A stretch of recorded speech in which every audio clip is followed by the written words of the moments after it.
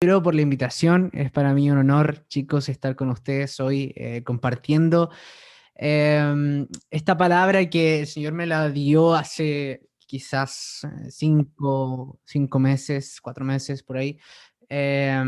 Y por qué, quizás te preguntes por qué de si me la dio hace 5 meses lo estoy hablando hoy, ahora, y es porque es algo que ha venido trabajando como durante toda la cuarentena y es algo que Dios constantemente ha ido trabajando también en mi vida y lo ha ido puliendo y lo ha ido desarrollando y cada vez que de alguna manera eh, le doy una vuelta, hay algo nuevo que conocer, porque así es el Señor, de hecho. O sea, por mucho que quizá incluso tú te puedas leer la Biblia entera, nunca vas a dejar de descubrir cosas nuevas. O sea, por mucho que la leas 1 millón de veces, hay algo nuevo que Dios tiene preparado para ti, porque la misma palabra lo dice, o sea, sus misericordias son renuevas cada día. Entonces hay algo nuevo que conocer. Dios no es un Dios limitado, sino ilimitado. O sea, siempre hay algo nuevo que conocer de Dios. Y esto es maravilloso, lo que Dios me ha hablado en mi vida y que me ha permitido también hablarle a otros jóvenes. Y, um, y se han ido muy edificados por esto, porque de verdad que es algo muy, muy, muy hermoso que el Señor me compartió. Así que la palabra que les traigo le puse como título, bueno, tiene diferentes títulos, ahí ustedes anoten cuál les gusta más. Uno es la paternidad de Dios, pero el que a mí más me gusta es huérfano versus hijo. Y vamos a conocer por qué, por qué le puse así, ¿cierto? Huérfano versus hijo. ¿A qué quiero llegar con esto? Y es súper loco porque habla, voy a hablar mucho acá de la identidad, ¿vale? Y que es algo que creo que el enemigo ha estado atacándonos fuertemente como jóvenes, como generación hoy en día, o sea, a través de redes sociales, a través de movimientos políticos, a través de guías quizás populares. El enemigo ha tratado de ahí atacar, sacarnos a quiénes somos, a quién le pertenecemos, para qué, y poniéndonos cosas del mundo que nos dé propósito. Así que bueno, hablar acerca de esto y la palabra que les traigo se encuentra en Lucas 15, del 11 al 32, ¿vale? Es una parábola muy hiper conocida, que todos la han escuchado desde pequeños, incluso quizás, es muy hiper conocida. Vamos a darnos cuenta que esto es algo nuevo, esta parábola, pero estoy seguro que al final se van a ir con algo que el Señor los va a sorprender. Es la parábola del hijo pródigo, ¿cierto? Todo seguro que una y otra vez, y lo vamos a hacer otra vez más, pero con otra visión, desde otro punto de vista, y vamos a ver luego por qué. Les leo. Dice el 11, también dijo, un hombre tenía 2 hijos, y el menor de ellos dijo a su padre, Padre, dame la parte que repartió los bienes. No muchos días después, juntándolo todo, el hijo menor se fue lejos a una provincia apartada y allí desperdició sus bienes viviendo perdidamente. Y cuando todo lo hubo malgastado, vino una gran hambre en aquella provincia y comenzó a faltarle. Y fue y se arrimó a uno de los ciudadanos de aquella tierra, el cual le envió a su hacienda para que apacentase cerdos.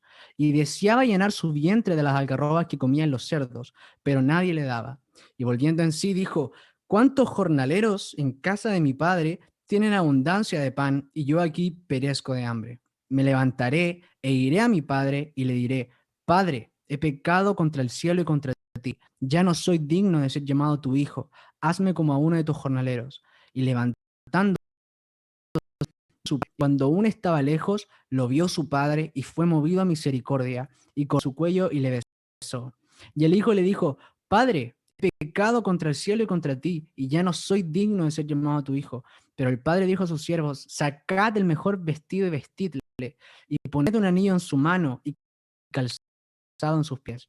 Pero gordo, comamos y hagamos fiesta, porque este mi hijo muerto era, ya revivido, se había perdido y es hallado. Y comenzaron a regocijarse. El hijo mayor estaba en el campo y cuando vino y llegó cerca de la casa, oyó la música y las danzas y llamando a uno de los criados le preguntó qué era. Le dijo, tu hermano ha venido y tu padre ha hecho matar al becerro gordo por ano. Entonces se enojó y no quería entrar. Salió, por tanto, subrogada que entrase. Mas él respondiendo dijo al padre: tanto no habiéndote desobedecido, nunca me has dado ni un cabrito para gozarme con mis amigos. Pero cuando vino tu hijo, que ha tenido tus bienes con ramar para el becerro gordo, él entonces le dijo: hijo, tú siempre estás conmigo y todas mis cosas son tuyas.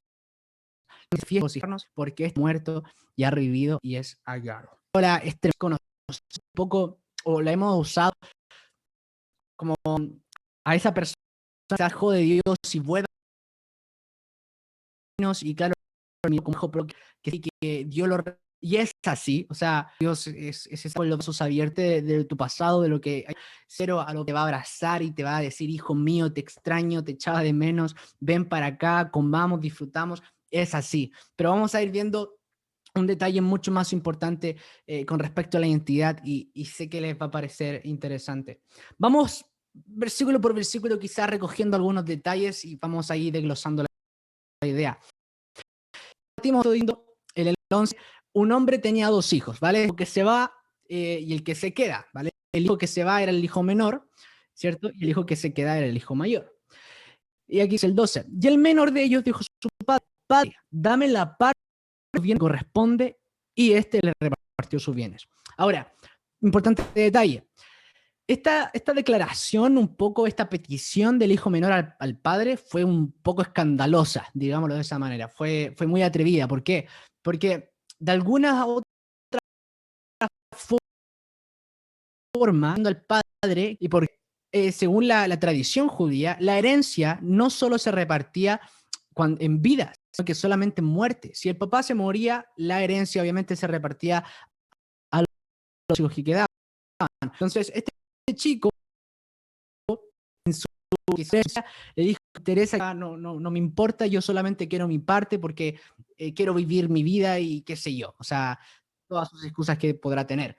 Y el padre, en su, no sé, bondad, misericordia, se los da, ¿vale? Aun cuando no correspondía. Luego dice el 13, no muchos días después, juntándolo todo, el hijo menor, ¿cierto? Lo que le dio, se fue lejos a una provincia apartada y desperdició sus bienes perdidamente, ¿vale? Hay un detalle: la palabra griega que se traduce de disoluto, ¿vale? Y alude a la idea de un estilo de vida súper vergonzoso, vicioso, descontrolado. No tenía pudor por nada, hacía lo que quería cuando quisiera. Un chico escandaloso, quizás, no sé, del mundo de hoy en día, como lo podamos asimilar, totalmente fuera de control, sin reglas. O sea, se dio la vida de rico más encima porque te llevó todo el dinero del padre, ¿cierto? Entonces no tenía límites este chico.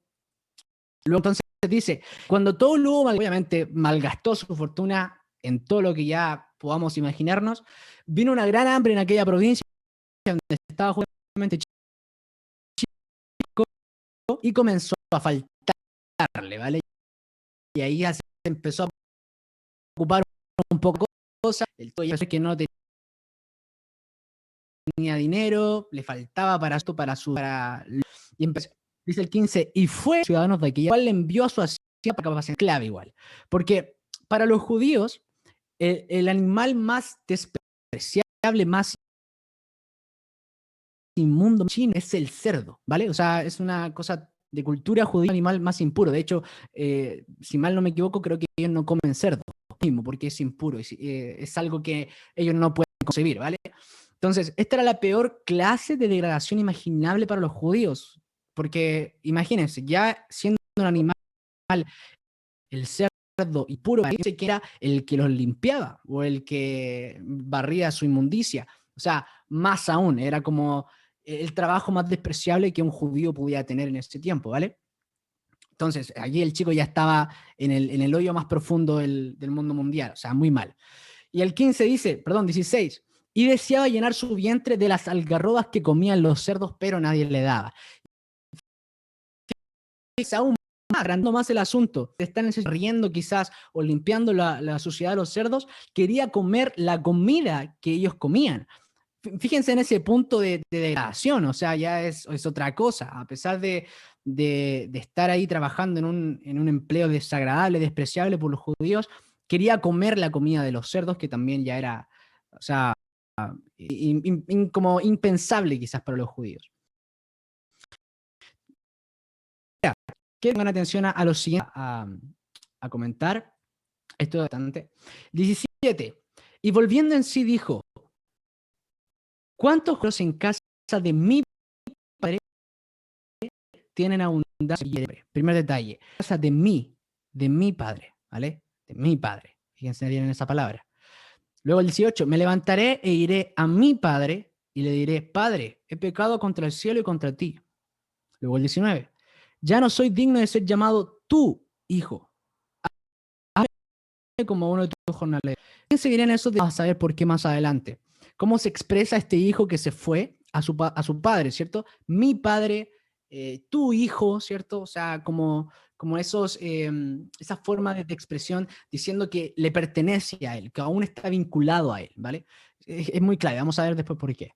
Luego el 20 dice, y levantándose, vino a su padre, y cuando aún estaba lejos, lo vio su padre, y fue movido a misericordia, y corrió, y se echó sobre su cuello, y le besó. Luego el 21, y el hijo le dijo, Padre, he pecado contra el cielo y contra ti, y ya no soy digno de ser llamado hijo. Como el padre hoy ve llegar a su hijo que se fue quizás hace mucho tiempo, lo echaba, entonces nada que una llamadita, nada que... Entonces, olvídense, el padre no sabía nada y uno siempre, o lo que dicen, siempre deja de ser su o lo abraza, lo baila, celebración, y es súper lindo y todos con esa parte de la historia, ¿cierto? Hoy no quiero hablar del hijo que se fue, fíjense en eso, hoy no del hijo que se fue, sino del huérfano que se quedó. Fíjense bien en eso. Le quise dar un giro a la historia, quise dar un giro a esta parábola. Lo repito, no hablar del hijo que fue, sino del huérfano que se quedó. Y hago el hijo que se fue. ¿Por qué? Vamos a verlo ahora. El 25 dice, y su hijo mayor, ¿vale? El hijo que se quedó, estaba en el campo. Y cuando vino y llegó cerca de la casa, oyó la música y las danzas, ¿vale?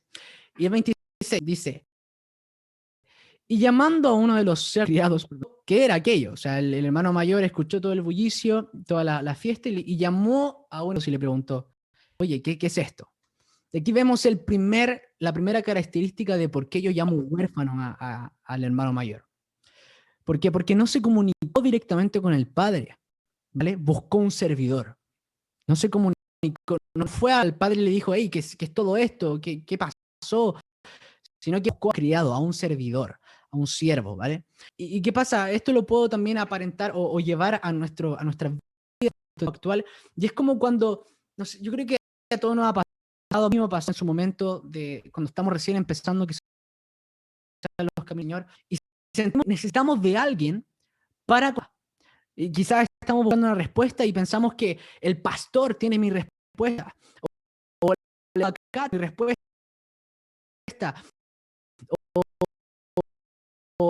o la hermana de acá tiene, y nos vamos, esperamos que alguien más o nos lleve a la presencia de papá. Estamos siendo un poco, hey, o sea, es tu padre, ¿por qué no vas directamente a él y entras en comunión con él? Y su respuesta llegará, yo creo que aquí lo mayor de esas, primero que pensó fue llamar a un siervo, y es como cuando llamamos a un ministro, o cuando pensamos que, no sé, vamos todos contentos a la iglesia porque viene un ministro nuevo y estoy seguro que Dios le va a revelar una palabra y va a decir mi nombre y me va a decir algo. Y ahí está a pasar, no es nada malo, pero si necesitamos, y solamente esa es la única forma para obtener una presencia, para obtener la presencia de Dios, ahí estamos un poco mal, ¿no? Porque recordemos que ya no es como antes, no necesitamos quizás estar impecablemente limpios para poder conectarnos con papá, porque Dios no nos pide que lleguemos santos a su presencia, sino que Él nos hace santos en su presencia, ¿vale? Entonces, es súper clave también entender eso, y por qué aquí también es la característica de por qué el hermano mayor es o se da, ¿vale? No a su mismo padre, primer punto. Luego el 27, el criado le contesta, ¿cierto? Y le dice, no ha venido a dar el becerro, le ha recibido bueno. ¿Y qué pasa? Entonces enoja por su padre y esto también es clave.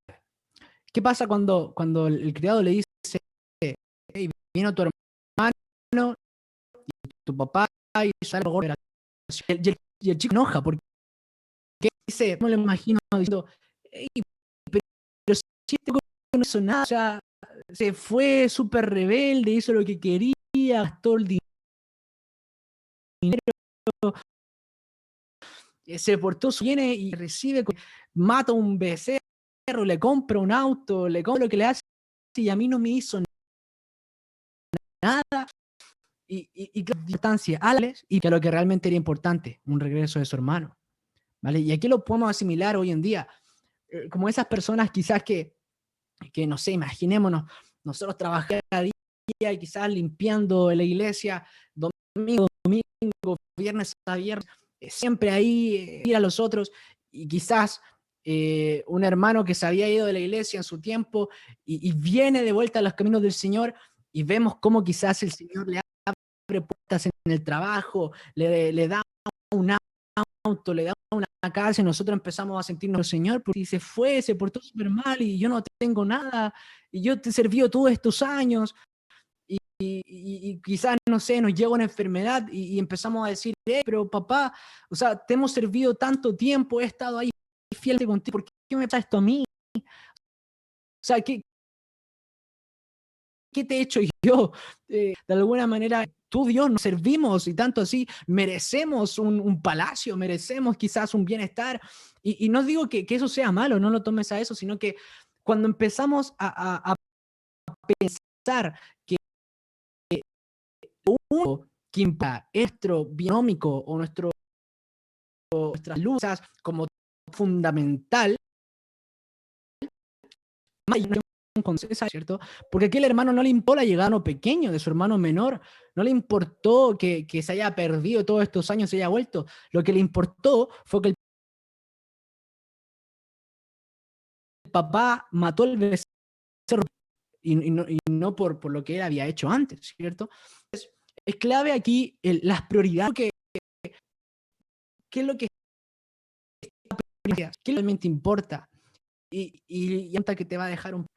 El 29 dice, mas él respondiendo dijo al padre, aquí va, ¿cierto? El hijo y no quería entrar a la fiesta. Aquí también aquí dice que salió por tanto su padre y le rogaba que entrase. Fíjense lo bueno que es el Señor con nosotros.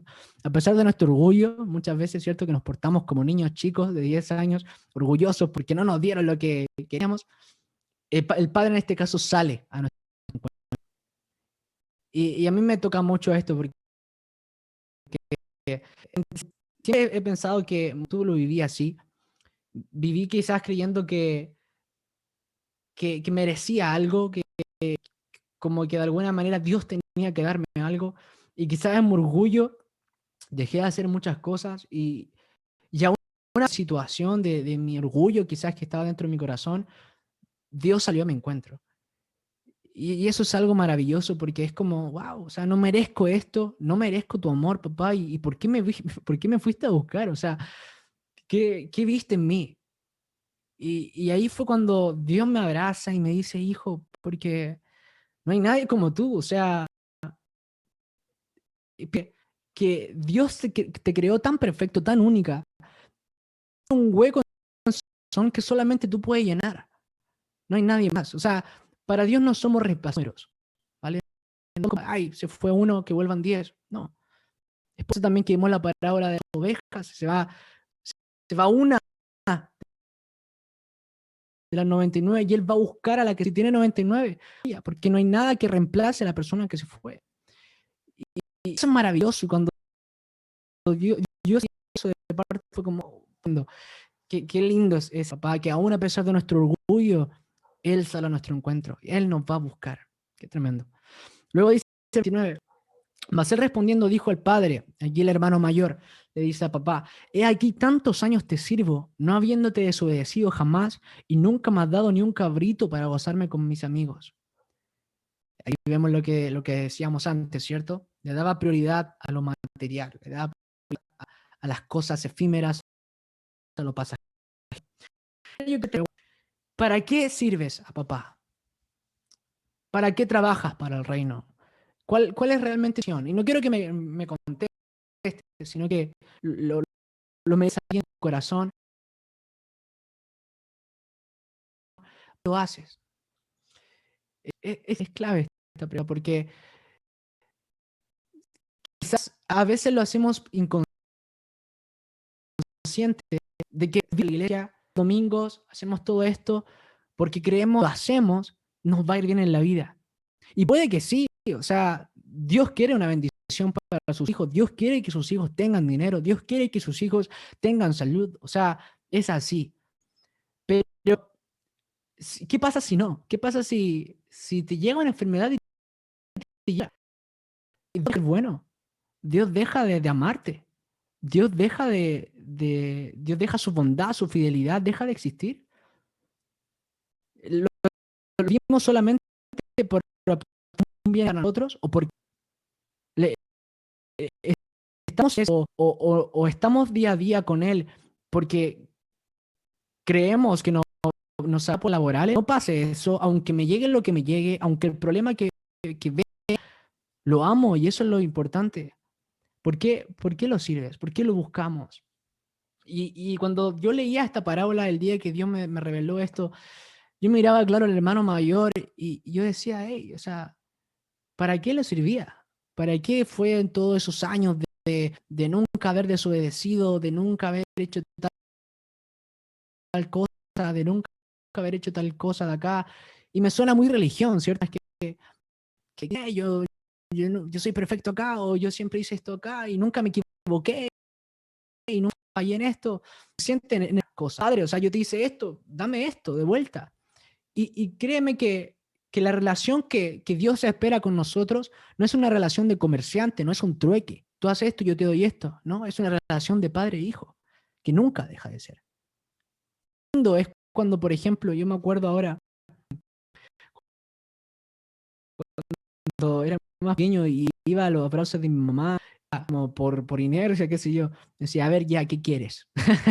como esperando que si me acercaba a ella era porque quería algo. Cuando era cuando yo me acercaba a ella y solamente abrazarla y yo sentía que ella, o sea, vino solamente por querer cariño, por querer estar conmigo y Dios es exactamente igual con nosotros. O sea, qué lindo sería para Dios que podamos llegar a su presencia sin pedirle nada, sin decirle, papá, quiero esto, necesito esto. Dios sabe tus necesidades y créeme que te responderá en el momento adecuado. Pero prueba el llegar a la presencia de papá sin pedirle nada, sino simplemente con el hecho de, Padre, quiero estar contigo, quiero abrazarte, quiero sentirte, quiero que me hables, quiero adorarte, quiero darte algo. Qué lindo ese sentimiento y me imagino a Dios ahí como, wow, qué tremendo, baboseando ahí por sus hijos. Luego dice en el 30, y el hombre se seguía quejando, pero cuando vino tu hijo, que ha consumido tus bienes con rameras, has hecho matar para él el becerro gordo. Y aquí es donde yo hago la comparación. ¿Por qué digo que el huérfano que se quedó y el hijo que se fue? Si vamos de nuevo al 19, 18 y 17, que vimos un poquito más arriba, el hijo menor lo que dice, y volviendo en sí dijo, ¿cuántos jornaleros en casa de mi padre tienen abundancia de pan? Luego el 18, me levantaré e iré a mi padre, ¿cierto? 19 dice, yo no soy digno de ser llamado tu hijo. Y miren lo que dice el hermano mayor en el 30. Pero cuando vino tu hijo, ¿vale? O sea, no dijo cuando viene mi hermano, no dijo cuando, como que se echó de su familia, se enajenó de sus raíces. No dijo cuando vino mi hermano, no le dijo, hey, padre, nunca, llamó a su criado, y nunca se refirió a él como su padre, sino que dijo, Pero cuando vino tu hijo, excluyéndose así de su familia, que ha consumido tus bienes con rameras, he hecho matar para él el becerro gordo. Y aquí esto es clave porque el hijo, el ser hijo, la identidad de hijo no nos da o no nos mantiene lo que hacemos, sino lo que somos. Tú puedes hacer mucho en tu iglesia, puedes hacer mucho para los demás, para la comunidad, para redes sociales, y puedes servir mucho en la iglesia, qué sé yo, pero quizás no eres hijo. Quizás, y no porque Dios te haya echado como de su, no sé, de su adopción, digámoslo así, sino porque tú te excluyes. Porque lo haces por compromiso, porque lo haces quizás por deber, y quizás no lo haces por amor, por sentimiento, por pasión a papá. Y cuando yo entendí esto y vi estas dos comparaciones un poco, porque yo siempre vi como, wow, siempre hablamos del hijo que se fue, de que Dios es bueno para recibir al que se va, pero no nos dimos cuenta que también hay un problema quizás incluso mayor, que fue el hermano que se quedó. O sea, ¿qué pasó con su vida? ¿Qué pasó con él? ¿Qué pasó con su corazón? Porque quizás tú puedes decir, hey, él no pecó, él no se fue, pero hizo quizás algo peor incluso. O sea, se alejó de su paternidad, se alejó y negó su paternidad. O sea, a quién pertenecía, cuál era su origen. A pesar de haber estado ahí quizás sirviendo o haciendo lo que estaba ahí en esa casa. Es algo súper loco y súper como impactante de conocer y ver esas dos caras un poco de la vida, de nuestra vida como cristianos. Y, y dejó de ser hijo para ser huérfano o para ser siervo. ¿Por qué? Porque el siervo no conoce lo que piensa su señor, pero el hijo sí. O sea, tengan eso en cuenta igual. Más que siervos, somos hijos. Hijos que sirven, ¿vale? No piensen ahora que yo estoy diciendo que no sirvan ni nada. No, no, no. Somos hijos que sirven, ¿vale? Porque a los hijos, el rey, sea cual sea su posición, les va a compartir. O sea, puede ser el mismo presidente de los Estados Unidos, pero a sus hijos comparte con ellos. Pero más a los que les sirven a él, no tienen por qué saberlo todo, ¿cierto? Y es por esa definición, por esa diferencia, siervo e hijo, es muy distinto. Y te invito a que podamos volver a esa identidad de hijos, porque solamente depende de nosotros, créeme. Dios no te pide nada más. Dios solamente quiere que tú tomes la decisión de tomar esa identidad, agarrarla y abrazarla y nunca más soltarla. De decir, Padre, yo soy hijo tuyo y mi pasado no me condena, lo que el enemigo quiere culparme no me condena, yo soy hijo tuyo y eso nunca va a cambiar. Eso hay que tenerlo en cuenta. El enemigo ha estado ahí atacando mucho la identidad de nosotros, de sus hijos, tratando de decirnos, hey, no vales, hey, te equivocaste, ya fallaste, Dios no te perdonará, mira lo que hiciste, mira lo que fuiste en su momento, mira quizás cómo te va en tu trabajo, mira cómo te cuesta estudiar y te empieza a tirar hacia abajo, te empieza a poner ahí como máscaras y mentiras. Muchas veces dejamos de escucharlo, muchas veces como que le damos cabida a esos comentarios que quizás pueden venir incluso de conocidos, de compañeros de trabajo, de compañeros de escuela, de universidad, y no reconocemos muchas veces la voz del enemigo y empezamos ahí como, wow, y nos empezamos a turbar y como se empieza a ver todo negro y es como, no, y ahí es donde debemos hacer un stop y volver a la presencia de papá y decir, digan lo que me digan, yo soy hijo tuyo, yo soy hija tuya. Y eso basta, y eso es suficiente. O sea, lo que yo hago no me da esa identidad. Yo soy lo que soy, porque tú me nombraste así, porque Dios nos nombra hijos, ¿vale? No porque sirvas más, vas a ser más hijo. No porque dejes de servir, vas a ser menos hijo. Eres hijo y ya. Eres hijo y ya. Eres hijo y ya. Es por eso que también la palabra dice, no es por obras, ¿cierto? Es por gracias, por fe. Ahora, también algunos se van para el otro extremo.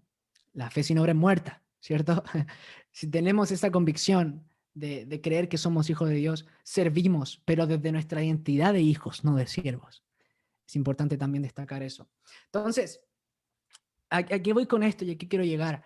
Que en la Biblia dice cuando hay una parábola también que Jesús nos muestra y una visión que Juan vio, que el día cuando vayamos a presentarnos a donde el Señor, delante de Jesús, y vayamos y quizás muchos dirán, hey, en tu nombre eché fuera demonios, en tu nombre hice tal cosa, en tu nombre llené estadios, en tu nombre llené iglesias, en tu nombre tuve 1000 likes, en tu nombre tuve millones de reproducciones en una canción o en un testimonio, lo que sea, en tu nombre hice esto y esto y esto.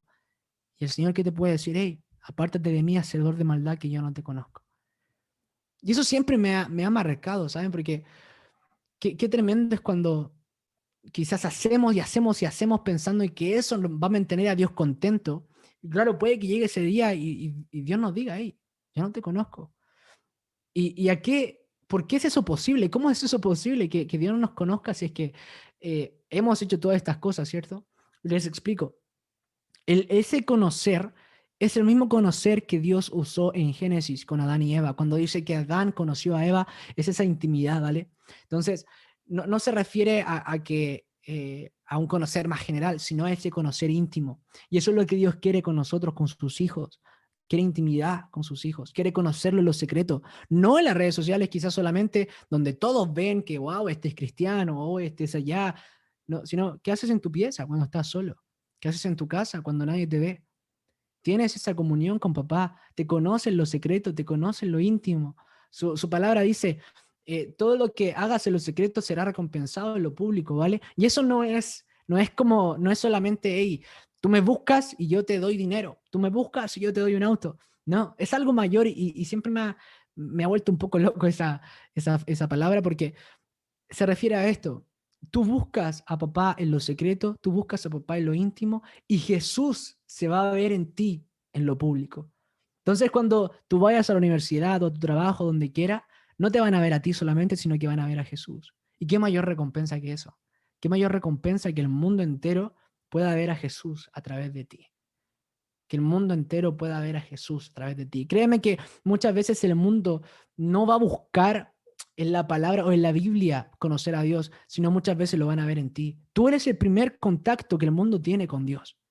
Tú lo eres. Tú eres el primer contacto que el mundo tiene con Jesús. Y créeme que como eres tú, es la definición de cómo ellos van a ver a Jesús. No sé si les pasa que quizás hagan comentarios de que todos los cristianos son acá o todos los cristianos son aquellos. ¿Por qué? Porque, y agarran ese odio como a Jesús, ¿cierto? ¿Por qué? Porque nos ven a nosotros. ¿Y quiénes somos nosotros? Somos hijos de Dios. Entonces tenemos su ADN. Véanlo de esa manera. Cómo nosotros nos portemos, cómo nosotros seamos delante de los demás, es como ellos van a ver a Jesús.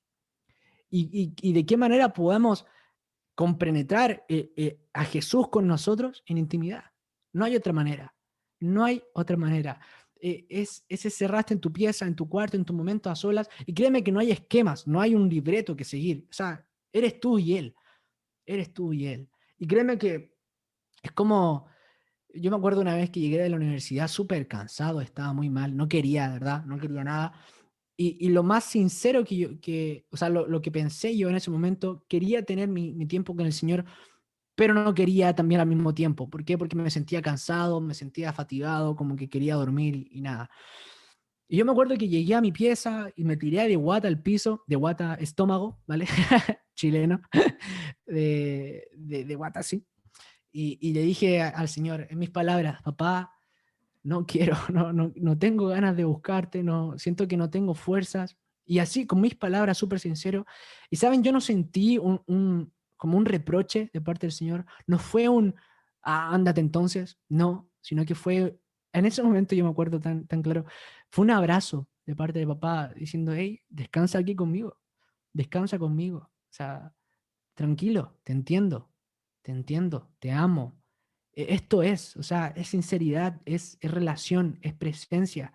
Y créeme que en ese momento sentí mucho más la presencia de papá que otras veces que donde no he dejado de hablar y estoy así, Padre y eterno, en el nombre de Jesús. Y es como que hablo y hablo y hablo y no siento nada. Y en ese momento fue tan, pero tan impactante la presencia de papá cuando no decía ni una palabra, estaba en silencio totalmente con él, porque no se trata de un monólogo, no se trata de que te repitas palabras sin sentido que a veces ni siquiera tú entiendes, sino que simplemente tú llegues a la presencia de papá y le digas, hey, quiero estar contigo, sorpréndeme, abrázame, permíteme adorarte quizás. A mí me gusta mucho cantar y a veces yo canto en mis momentos con Dios. Quizás a ti te gusta escribir, quizás a ti te gusta dibujar. Adelante. O sea, no hay límites, no hay esquemas para conectarte con papá.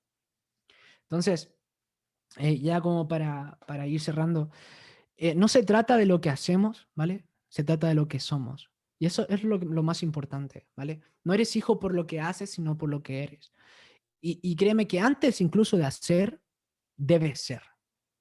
Y eso también es clave de entender. Antes incluso de hacer, debes ser. Porque todo lo que tú hagas impartirá. Ten en cuenta eso. Todo lo que tú hagas imparte. Y aquí hay una diferencia clave igual. La impartición no es lo mismo que enseñar, ¿vale? Un profesor enseña en la universidad, un profe enseña lo que él aprendió quizás todo durante todos estos años. Pero en la impartición uno imparte lo que es, no lo que sabe. Yo te puedo aquí estar hablando quizás de ahora mismo de esta palabra, qué sé yo, pero no te estoy solamente, yo te estoy enseñando esto, lo que estoy impartiendo es lo que yo cultivo en intimidad con el Señor, lo que yo día a día cultivo con papá, eso es lo que estoy impartiendo, eso es lo que tu espíritu está recibiendo. Entonces, si lo vemos de esa manera, nuestra vida cambia, nuestra visión cambia. Y ya quizás el hecho de ser cristianos de domingo o de viernes cambia, porque sabemos que no solamente siervos, sino que somos hijos. Es una relación constante. Yo no hay día en que no vea a mi familia, no hay día en que no vea a mi madre. Es algo constante, es una relación constante. Y eso es la clave de ser hijos. Es una relación, es una intimidad constante.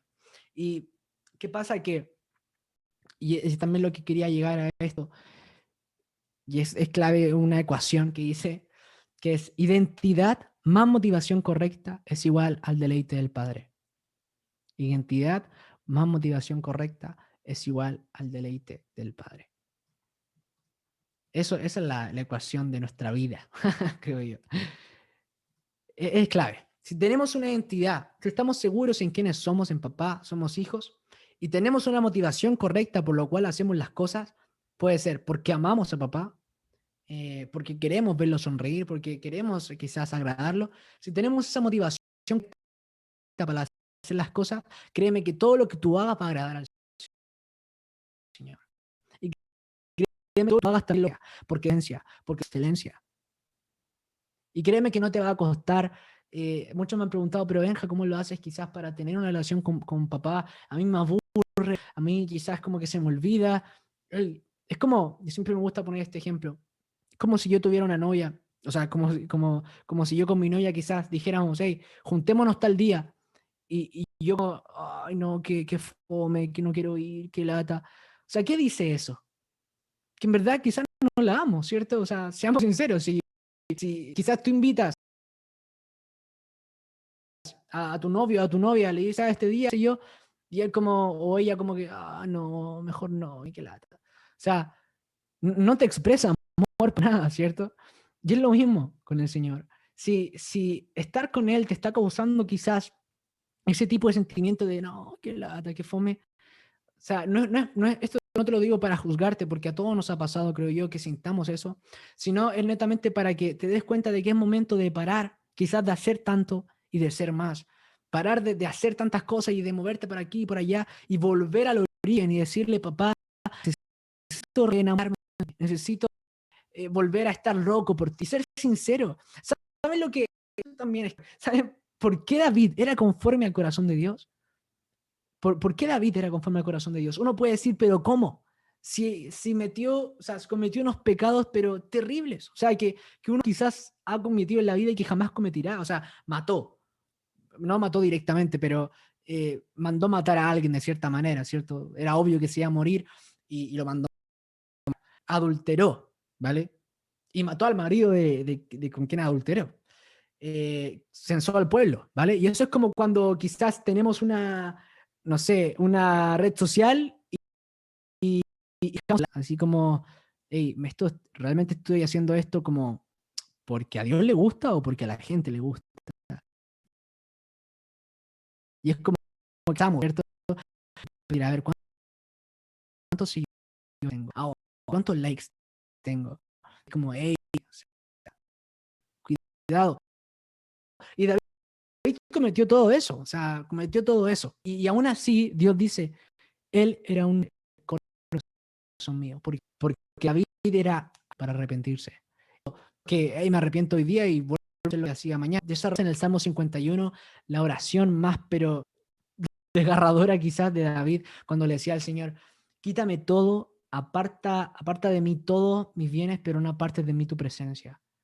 Y era ese corazón tan sincero de David que en vez de esconderse, se exponía a la luz, que en vez de esconder lo que él hizo, él iba donde el padre le decía, padre, hice esto, hice aquello, cometí esto, pensé esto, perdóname. Y eso es lo que a Dios aviaba por su corazón. Eso es lo que sus hijos, ese corazón sincero. Como Adán y Eva, que cuando pecaron, se dejaron, ¿cierto? Cubrieron su desnudez. David cometía esto y decía, hice esto, cometí esto. Sabía que en luz hay sanidad. Cuando hay luz, hay perdón. Y créeme que eso es lo más importante, tener un corazón sincero. Tener un corazón sincero. No importa, y ahora te hablo a ti quizás que te sientes culpable, un enemigo ha estado atacando tu vida, quizás con algo que quizás con algo. Ahora es tiempo, aún hay tiempo. Es tiempo de decirle a papá, hey, papá, perdóname, papá, quizás no te he dado el tiempo que te mereces, te he dejado un poco de lado, quiero volver a ti. Y créeme, sé sincero, si sientes que ya no sientes esa pasión, ese amor, ese cariño por él, dile, o sea, dile, papá, no siento esto, papá, estoy en esto, siento que estoy débil, siento que no te amo como antes. Y dile, enséñame a amarte como tú nos amas, enséñame a amarte como tú me amas. Y créeme que Él no te va a juzgar, Él no te va a decir, hey, no me amas como yo, chao. No, Él te dice, entiendo, ven, soy para que te enamores de mí nuevamente. El ser hijos, el ser hijos, el ser hijos. Y déjame, por último, y termino orando después, contarte un testimonio de hace un tiempo respecto a esto mismo del hacer. Era, no sé, 16, 15 años podría haber tenido más o menos. Era una de las primeras veces que yo ministraba en mi iglesia, y me acuerdo que no quería ministrar, me encontraba que mi voz no era para ministrar y mi pastora me acuerdo que me decía, dale Benja, tú puedes, tú tienes que hacerlo. Y en obediencia lo hice. Y me acuerdo que cuando iba en camino yo pensaba, hey, eh, como que la confirmación para saber que Dios estuvo ahí era ver a la gente llorando, era ver a la gente como con la mano levantada en el suelo. Yo decía, si veo eso es porque Dios estuvo ahí y a Dios le gustó. Esa era mi convicción. Entonces, yo me acuerdo que llegué ese día, me puse a caminar rápido, pues las lentas, adoración del ambiente, y yo abro mis ojos y veo a gente llorando, veo a gente levantadas, veo a gente ahí, wow, Señor, es tremendo y que súper cool. Pasa la mira el tiempo de oración y yo me bajo del altar y cuando me bajo y piso ahí el corredor, yo siento que Dios me dice, a mí no me gustó. Y eso fue como, ¿pero cómo? O sea, ¿cómo que no te gustó? Mira la gente, mira la gente llorando, mira las manos levantadas, mira cómo se arrodillan, o sea, ¿cómo que no te gustó? Y yo sentía, hey, a mí no me gustó. Y sentía que Dios me decía fuerte a mí y fue una confrontación tan heavy. Pero después entendí por mi corazón, la motivación de mi corazón, no que fue la reacción de la gente. Y la verdad, Dios sí estuvo ahí, que no fue cualquier cosa, estuvo ahí, pero no fue por mí, sino que fue por la gente, por amor a ellos. Pero Dios me dio una lección tan que no iba haciendo, ni qué es lo que provocaba, sino cuál era la motivación de mi corazón. ¿Por qué lo estaba haciendo? Y eso cambió para mí para siempre. O sea, ahora cada vez que quizás ministro, me toca ministrar en algún lado, yo siempre oro y le digo antes de subirme, papá, que te agrade a ti, que quiero agradar tu corazón, quiero ministrar tu corazón primero, antes que el de la gente, quiero ministrar tu corazón, quiero saber qué es lo que tú sientes. Y créeme que ese es el orden, ¿vale? No intentes hacer algo para impresionar a la gente, para impresionar a tu pastor, tu líder. Hazlo siempre, dale corazón, papá. Hazlo siempre. Y todo, iglesia, tu trabajo, veas, qué hacer, o sea, todo para papá. Y eso va a cambiar, que va a ser un cambio presente en tu vida. Es impresionante que Dios de alguna manera motiva o cambia tu vida. Y por último, decirles también una clave, persistencia, ¿vale? Es importante, persistencia. Porque los entiendo y sé que muchas veces hemos vivido o tenido experiencias como de quizás estar buscando la presencia de papá y sentir nada, sentir que algo que no va o no sientes al Señor. Créeme que lo he vivido, así que con esto cierro. Otro testimonio. Me quedé en la universidad, me quedé dormido y en ese momento yo dije, wow, o sea, no puedo ir a la universidad porque una que estaba muy lejos y iba a llegar casi al final del día. Y bueno, la cosa, cuento corto. En ese momento lo aproveché y dije, wow, voy a buscar un poco al Señor, voy a tener mi tiempo con Él. Me acuerdo que bajo al living, a la sala de estar de mi casa, y bajo mi guitarra así todo contento a adorar a papá, a tener mi tiempo con Él. Y me acuerdo que estaba cantando, ahí estaba cantando una composición mía, estaba así, y le decía, Padre, quiero verte sonreír, Señor, quiero saber qué es lo que piensas, qué es lo que sientes cuando te adoro, qué es lo que, cómo me ves en este momento. Y decía, papá, quiero sentirte. Y creo que no sentía nada. O sea, le soy sincero, no pasaba nada. Así, estaba súper frustrado. Y en ese momento dejo la guitarra y tomo el control de la tele como ya para distraerme y salirme totalmente del aire. Y voy a que la prendo y Dios me dice, hey, ¿por qué paraste? Yo siento aquí en mi corazón fuerte que me dice, hey, ¿por qué paraste? Y yo como, ¿qué es esto? Y bueno, dejo el control de lado, tomo la guitarra de nuevo y un poco inseguro. Solo quiero verte, que quiero saber qué es lo que quiero saber que no le estoy cantando el techo, que no le estoy cantando a mi perrito que está afuera. Quiero saber qué es lo que sientes, qué es lo que piensas cuando te adoro. Y le decía, Padre,